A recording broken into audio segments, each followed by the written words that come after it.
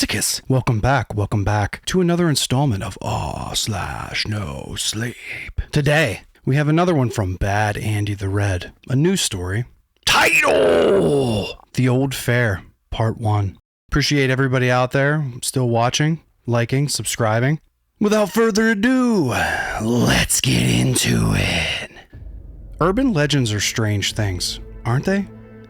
Some are almost believable. Others are downright crazy, but all of them impact the people who grew up with them, hear them, or believe in them. Some wind up expanding to nationwide recognition. Others are so small, they might only be spread in a small country or town.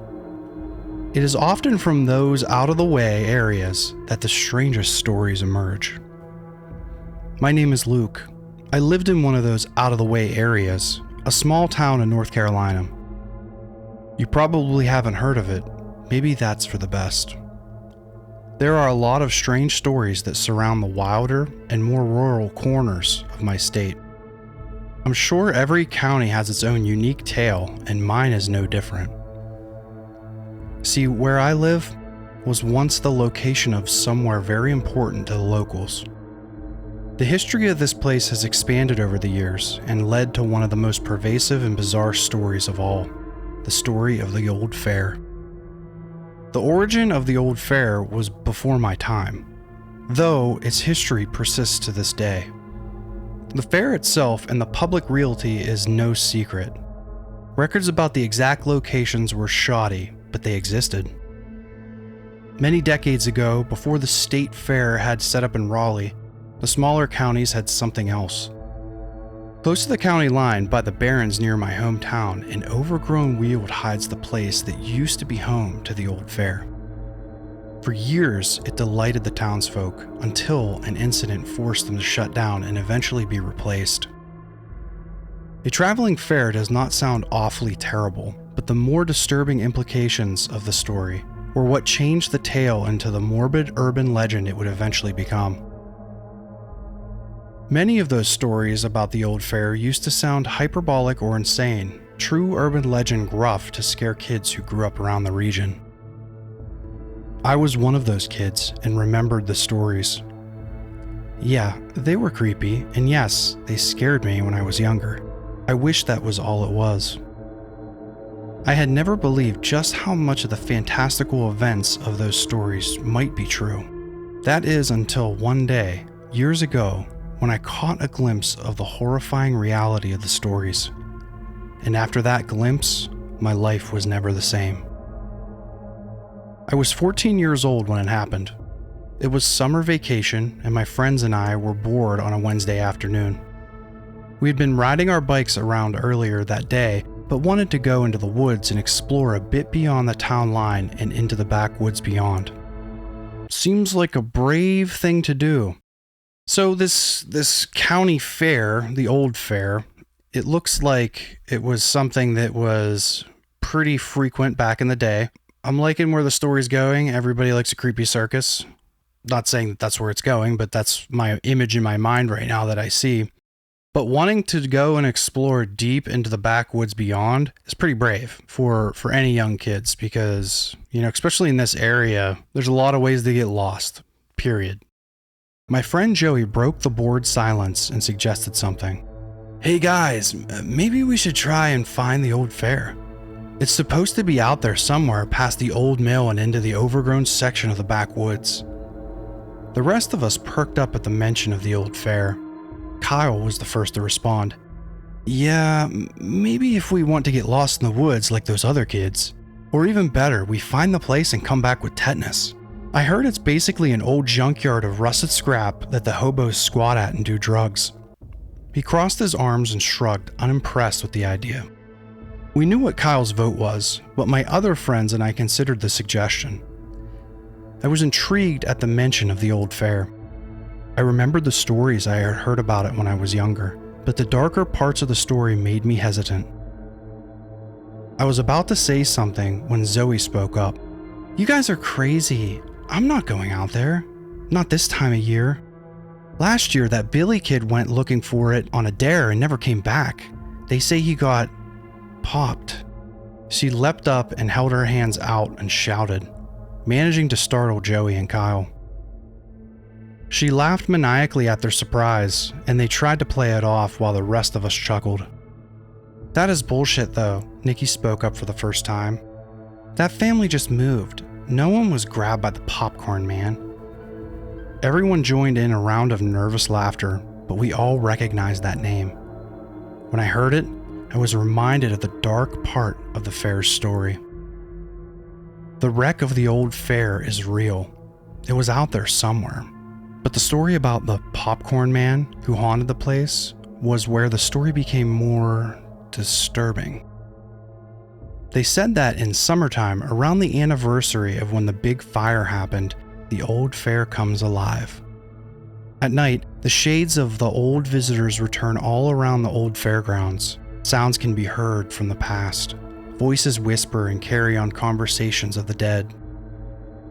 And amidst the haunted ruin of the past, one figure is there, hunting and moving through the spirits, looking for new victims who get caught in the old fairgrounds. This lone figure wears clothes more appropriate for the early 1900s and wheels around an old-timey popcorn cart. He stays there day and night, and anyone trespassing on the fairgrounds when he is there is never heard from again. Soon, folks took to calling this person the Popcorn Man. The more disturbing versions of the story even hinted that the Popcorn Man would come into town and snatch kids out of their homes. They said he would drain their blood and use it like a morbid butter to flavor the popcorn he was eternally making. Even wilder stories spoke of him cutting out eyeballs and putting those in with the corn kernels and popping them too. It seemed like everyone had an elaborate version of the story about the Popcorn Man. I had heard most of them, and I figured it was a silly supernatural bend we put on the old fair to make it sound spookier. The real story about the man it was based on was no laughing matter. The kernel of truth, no pun intended to the story, was that he was based on a real person. They say he is the ghost of Carl Stamp. That man was very real, and he had allegedly started the fire that burned the old fair down. The disturbing reason for the arson was related to his other crimes. They say he would kidnap children and take them away when the fair left for the season. He would lure them away from their parents with offers of free popcorn and prizes, and then would abduct them and eventually kill them. Apparently, the police had found the remnants of his tent and the belongings of kids who had been reported missing throughout the years that the fairground operated. Before anything could be done about him, the Popcorn Man had learned of the discovery, and rather than risk imprisonment, he set himself and the whole fairground alight. The other staff mentioned the maniacal screams of the man as they fled. They heard him as he burned, his screams ringing out side by side with the familiar sound of popcorn popping as the heat continued to cook his namesake. The morbid story and bad press from it was one of many reasons the fair was shut down for good. The county left the burned remains to molder and never bothered to clean it up. Apparently, some contractors had tried to clear out and reuse the space, but after the fire, no one could find the ruins. It sounds crazy, a popular area that hundreds of people flock to every year, just going missing. But after the fire, the way back to the fairground was just lost, despite being so close to town. Whatever the truth was, the site of the old fair remains somewhere out there, home only to burnt ruins and ghosts of the past. As the years passed, even the suspected path leading to the old fair was reclaimed by the forest, as if nature itself wanted to resign the history of the place to oblivion. I remembered hearing people talk about the location of the old fair. The rumor in my town was that the entrance was just past Briar's Mill, deep into a tangle of overgrowth. I shuddered when I considered how close it was to my house. My mind kept wandering. I could not stop thinking about the mystery of the old fair as my friends talked. Then Nikki touched my arm and I fell out of my daydream. "Hey Luke, are you alright?" she asked with a playful grin. My heart fluttered and I felt embarrassed for zoning out. I saw her hand still on my arm and I froze. I always had a crush on Nikki, and half the reason I was out there with everyone was to spend time with her. I managed to spit out a response. "Oh, me? Yeah, I'm fine, thanks. Sorry, was just thinking." She looked thoughtfully at me as if making sure I was really okay. She looked beautiful just then, and I felt even more embarrassed and scatterbrained. "Come on, what do you think? Do you believe in the popcorn man?" She giggled as she asked me, gracefully ignoring my earlier embarrassment. I don't know, it sounds kind of crazy, but I will say I do not like the idea of getting lost out there. Plus, if we really find something, it could be dangerous. So the case against getting tetanus is compelling too. Maybe we should just head home and play some video games. Kyle and Nikki looked like they might consider the option, but Joey spoke up. "Come on, man, where's your sense of adventure? They say that some of the paranoid old carnies buried some of their money out there since they didn't use banks. So who knows, we might find some treasure if we check it out." The smile widened on his face as he tried to convince us of the adventure we would be missing out on if we didn't go. Kyle rolled his eyes and Nikki was seconds away from her face being in her palm. Then Zoe held up her hand. Maybe we should go. Jeff and his friends said they found it, that they even brought back a token from the fair back in spring. It was some old piece of metal in the shape of a coin, and I think it was bullshit, but they still got a lot of credit for it. So if we could find the actual ruin and bring something back, we could rub it in their faces. A Cheshire grin spread on her face after finishing.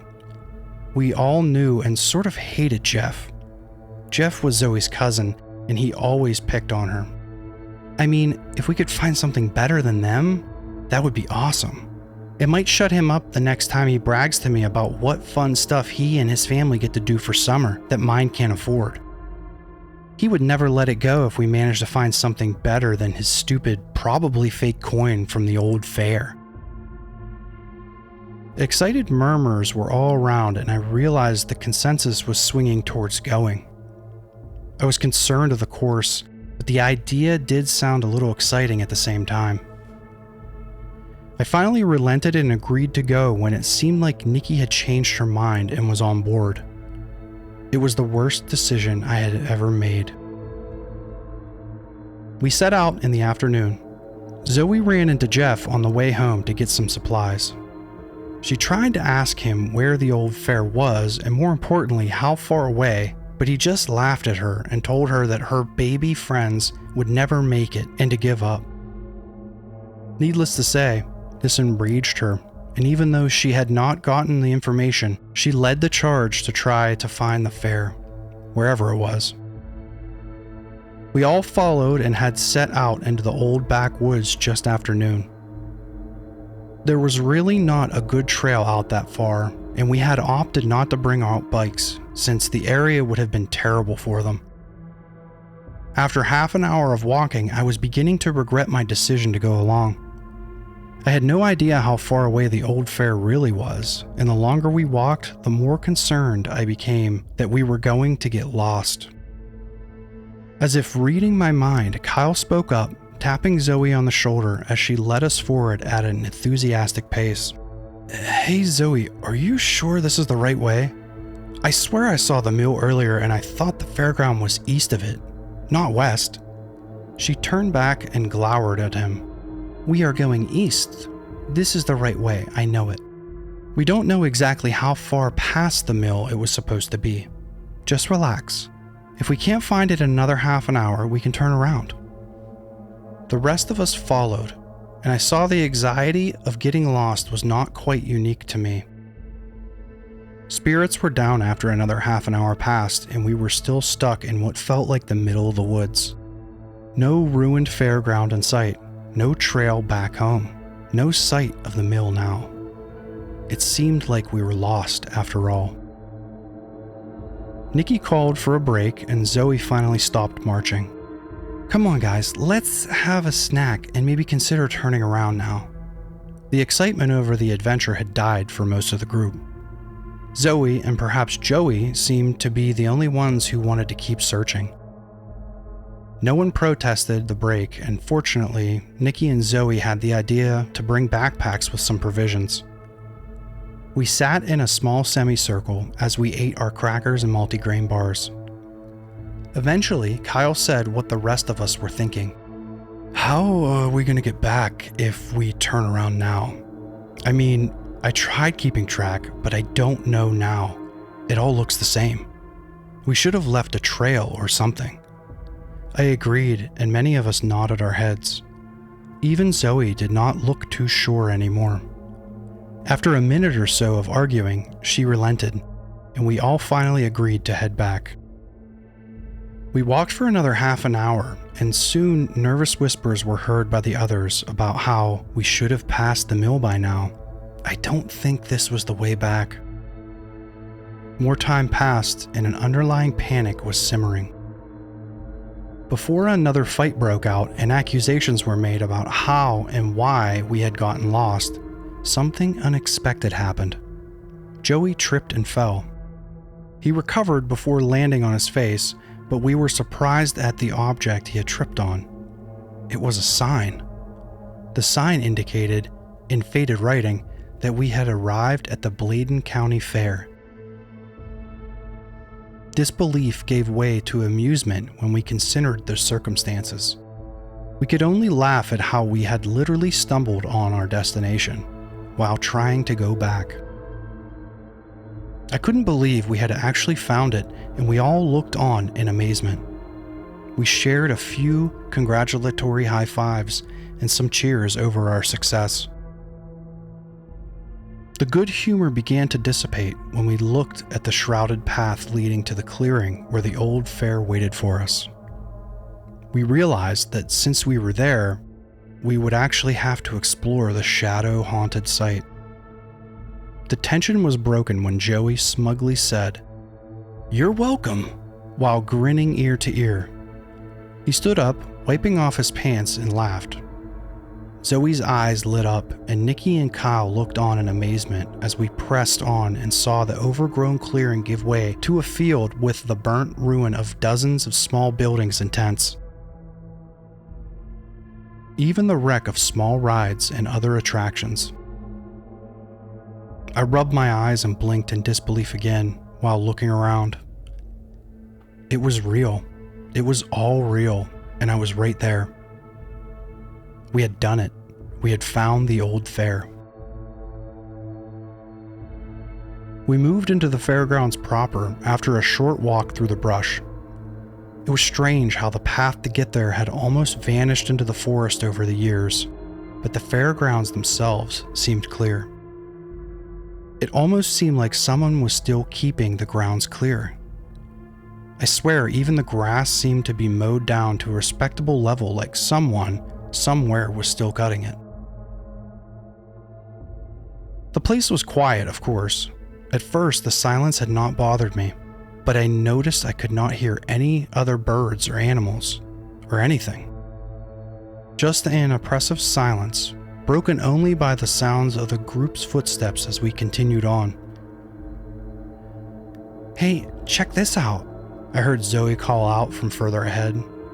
I realized in the daze of beholding this place, the others had moved ahead, and I rushed over to see what she had found. "Look, it's a ticket booth, or what's left of one," she said while pointing at something. She was right. It was the charred ruin of a small booth that bore the smudged remnants of the words, "Admissions." "Oh my God, look," Joey shouted, and we rushed to see what he had found. "Charcoal." He wore a stupid grin and was holding the blackened bits of something. We sighed collectively, and he shrugged. "What? Come on, I knew we could get rich here. Think about it. We can become charcoal barons and make tons of money. We just need to lobby politicians into ignoring clean energy so our businesses keep a monopoly. We'll be rich." He continued the bit until nearly all of our eyes rolled in unison, and we went off searching for something actually valuable. We reached a point where the concourse split into different directions. I knew we would need to follow different paths to explore the whole place in time, but I got a strange feeling about separating and spoke up, trying to get everyone's attention. "Hey, guys, I don't know if we should stay too long.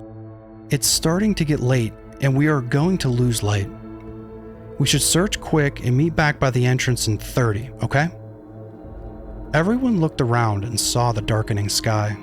We all knew we had already been gone a long time. They all agreed and we moved out in different directions. Each one of us in search of something to bring back, some piece of evidence to prove we had found the place. I didn't think there was much to salvage, but if we found a souvenir, we could at least throw it into the face of the others and prove we had really found the old fair. I knew we would cover more ground and potentially find something if we each took a section of the fair, but I was regretting the choice to split up. It was getting darker, and the old stories about what happened there were starting to surface and prick at the back of my mind. I tried to remind myself that it was just an urban legend, and that even though this place was real, the Popcorn Man was long dead. As I pressed on down the path I had chosen, I thought I heard a strange noise nearby. I wondered if it might just be an animal, or maybe the sound carrying from one of my friends searching. I tried to brush it off, but the disturbing deadness of the old fairground was starting to get to me. I saw a ruined building that might still have something inside. It looked promising, but when I moved closer, I saw the interior had collapsed and I could not go inside, at least not safely. I kept moving, and the whole place stretched on in a way that felt surreal. It seemed like it kept going and was larger than it had even looked when we arrived. I was surprised I had not run into one of my friends at that point, and I looked at my watch and saw it was getting close to the 30-minute time limit I had suggested for us. I quickened my pace and finally came across an attraction that looked like it was intact enough to go in. The place was still gutted by fire and a lot of the interior was burned, but it looked like it used to be the funhouse. I saw the remnants of colorful pictures on the wall and burnt toys and games. There was even what appeared to be a narrow corridor of shattered glass which may have once been a hall of mirrors. I decided to look near the front and see if maybe they had a cash box or something left behind from when it was in business. More tangible treasures, as Joey had said. I was running out of time to look, so I resolved to grab a burnt toy as a souvenir if I couldn't find something better. There was one that carried a miniature flag that, if you squinted at it, could see had the fair's logo on it. It would be perfect to prove we had been there. After looking for a while, I saw I only had 2 minutes left before I was supposed to meet up with the others. I hadn't found any hidden vaults or caches, so I grabbed the partially burnt teddy bear with the flag and went to leave. As I was leaving, I heard an ear-splitting explosion come from outside, and I suddenly felt a wave of vertigo wash over me. The room felt hot, very hot for a moment, then cooled down suddenly. I felt nauseous and the room seemed to spin. My ears started ringing and I swear I smelled acrid smoke. I dropped the toy and doubled over. After a few moments, I finally rallied and was shocked at what I saw when I was able to focus again. What do you guys think it is? You think it's a crazy clown? Think it's a popcorn guy? Leave it in the comments below. Let me know what you think's going on here. I couldn't believe my eyes, but the building had been restored. The funhouse was intact. All the toys looked pristine, and the ruined hallway of glass shards cast the bizarre reflections of an intact hall of mirrors. I thought I might be hallucinating for a moment as I looked at the oddly pristine condition of everything. I thought that I may have passed out and I was dreaming, but it felt too real to be a dream. Suddenly, I heard a scream from outside and I rushed for the exit. I was almost outside when someone pulled my arm back. I was expecting to see one of my friends, but the face of a little girl was staring back at me. A young girl who couldn't have been more than 6 years old was holding my arm and had a terrified look in her eyes. In her other arm, she held the same little teddy bear I had just dropped, but it looked brand new. I was in shock and speechless at first and simply stared back at her. Then I realized if she was out there alone, she needed my help.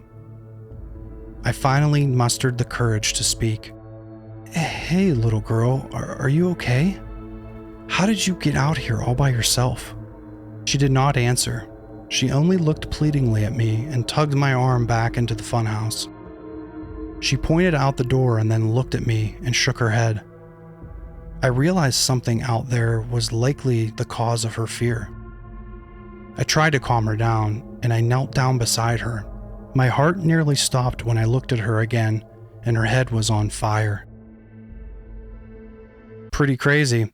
It's looking like the haunted fairgrounds is kind of like time warping the whole situation. So it's going from the ruins to like a supernatural recreation of the whole situation, which is how a ghost itself is sometimes on repeat, where they go through the same motions again. This might be that kind of same thing, but as like the whole place, not necessarily individual ghosts. So it's repeating over and over again, which would be interesting. Let's dig a little deeper.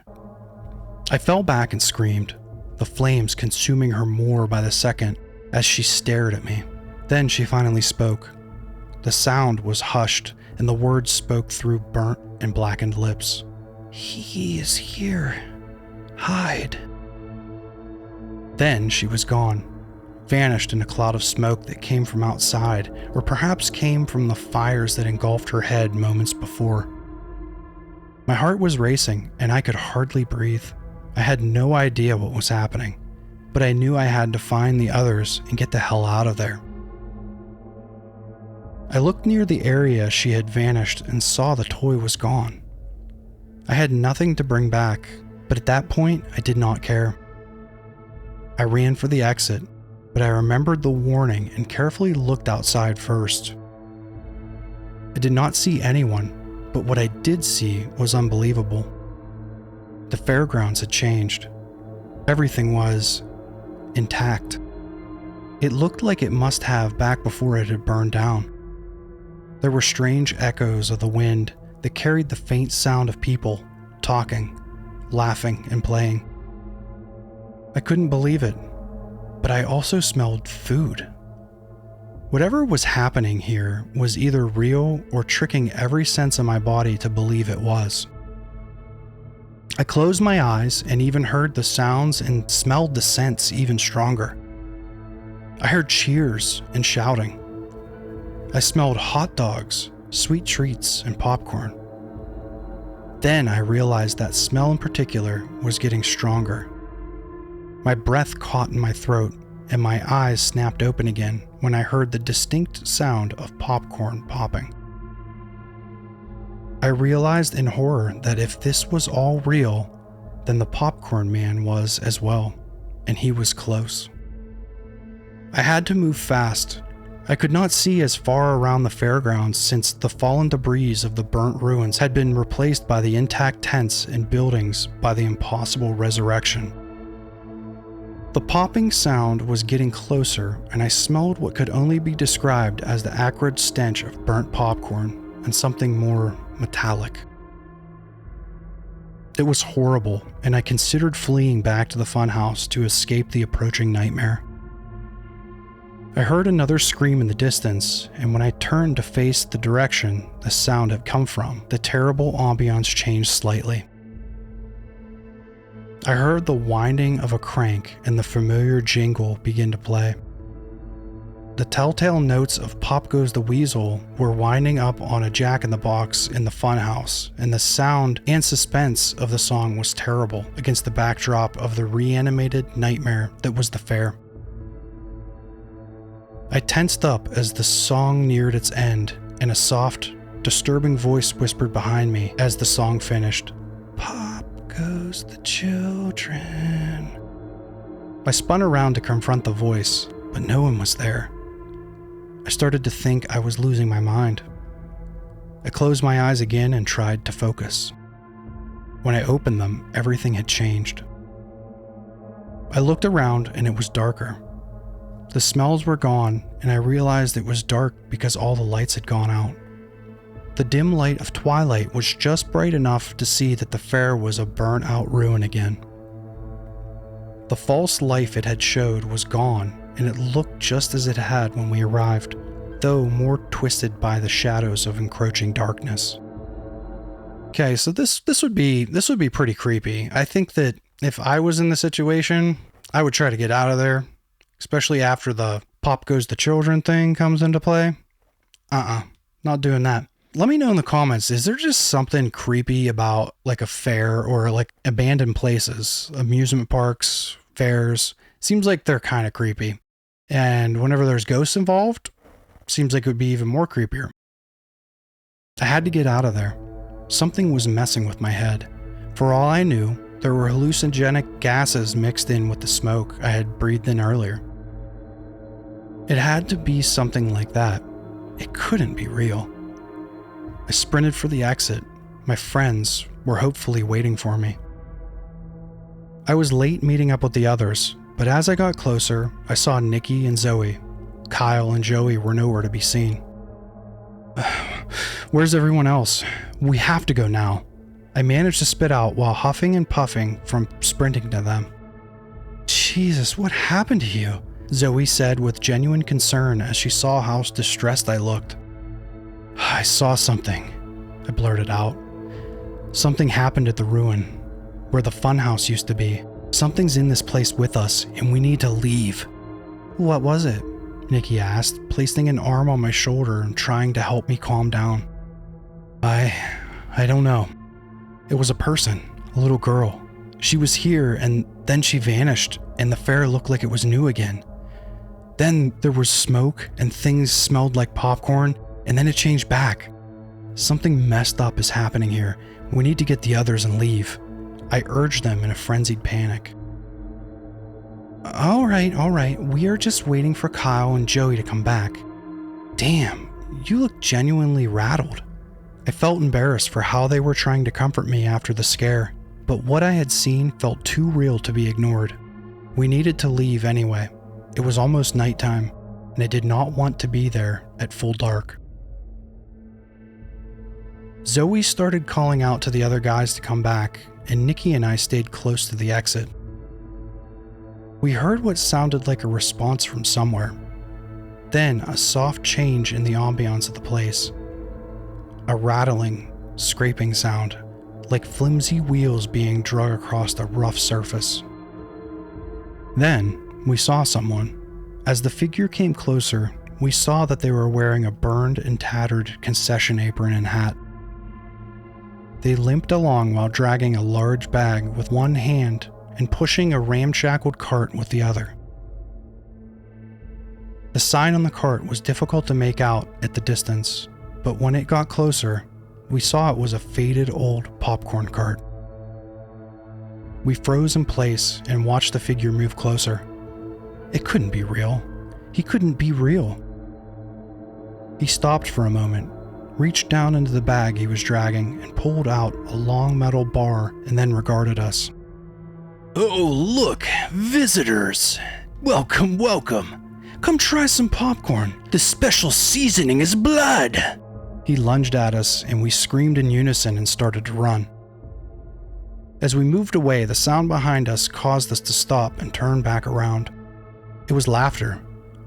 As we looked back, we saw Joey doubled over and was slapping his sides, heaving with laughter. Kyle emerged from the shadows, laughing as well.